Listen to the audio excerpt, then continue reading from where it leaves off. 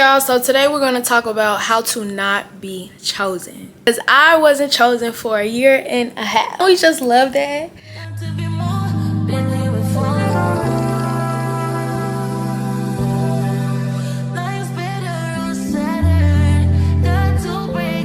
Y'all, I was in a situationship for a year and a half, begging to be seen, begging to be loved, begging to be chosen.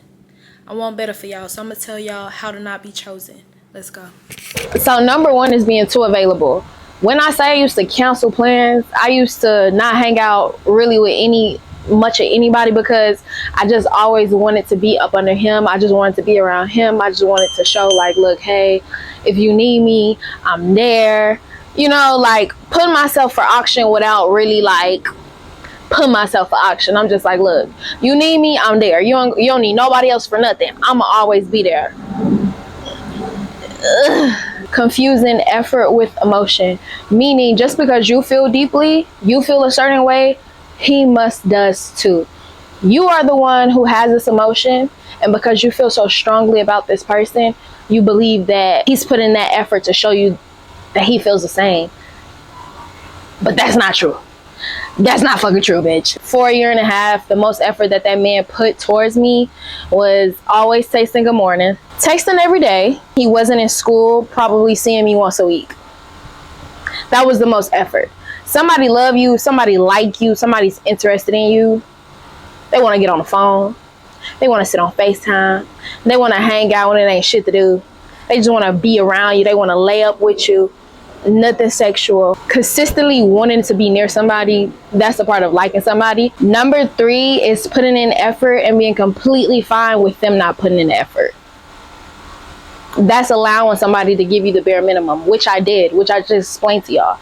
That is completely allowing this person to just receive, do nothing, text good morning, and you're gonna give them all your time, all your attention, all your love, some money, you gonna pay for some shit. Girl, boy, dude, if they are not putting in any effort, it's not because they don't have it. It's not because they're too busy. It's because they are not choosing you. Number 4, ignoring red flags. People, not just men, people love people who have self-respect. I can only speak from a man perspective, but the reason why I'm in a relationship now is because I have self-respect. I did not have self-respect back then. So I ignored it. All the red flags. He would yell at me for me asking a question. He would overreact over the littlest things just because he was guilty, just because he was lying. He was mind fucking me. Excuse my language. He was manipulating me. And I would ignore all of these things just so I wouldn't be alone. So if you want to be chosen, put your foot down. If you don't want to be chosen, ignore all the red flags. Let everything happen. Let him keep hurting your feelings. Let her keep hurting your feelings and keep going back. Okay. Give girlfriend and boyfriend energy to this person who don't even acknowledge you as anything outside of a fuck buddy or a friend. Y'all, literally, I told that man, like, after a year, I'm like, you act like you care about me, you act like you like me and all this stuff, but nothing is really changing, and it's kind of giving friends with benefits. And he was like, I wouldn't put that label on it. I just will say that we are friends who occasionally have sex. What? Definitely gave girlfriend treatment when I was indeed just a fuck buddy. So do that if you don't want to be chosen, sis. Number 6, thinking that consistency is going to buy you commitment. If y'all ain't caught on yet, I was consistent for a year and a half.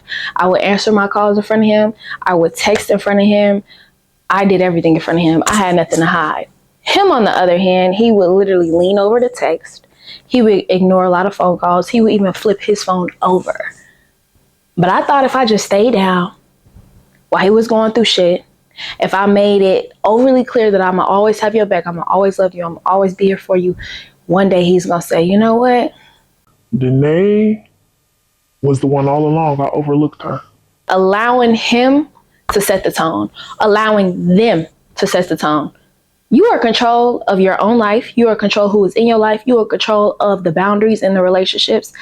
Do not let nobody else set the tone when it comes to you and your relationship with them, their relationship with you, period. Confusing trauma bonds with intimacy. In reality, I just had a lot of trauma, and he had a lot of trauma, and we would bond over that in ways we didn't know. He was scared to be alone. I was scared to be alone, but we came at it different ways. He was scared to be alone, so he will manipulate you into staying longer than you need to, and fucking with him longer than you need to. I was afraid to be alone, that even though he is manipulating me and gaslighting me and treating me like shit, I'd rather be with him and deal with this than to be by myself. Keep trying to show your worth. Keep trying to prove that you're a good woman. Keep trying to prove that you're a faithful man. Keep trying to prove that you're somebody that's a ride or die. Keep trying to prove who you are and how you could benefit and change somebody's life. You keep trying to prove yourself. You're constantly trying to prove your worth because you're constantly trying to be chosen.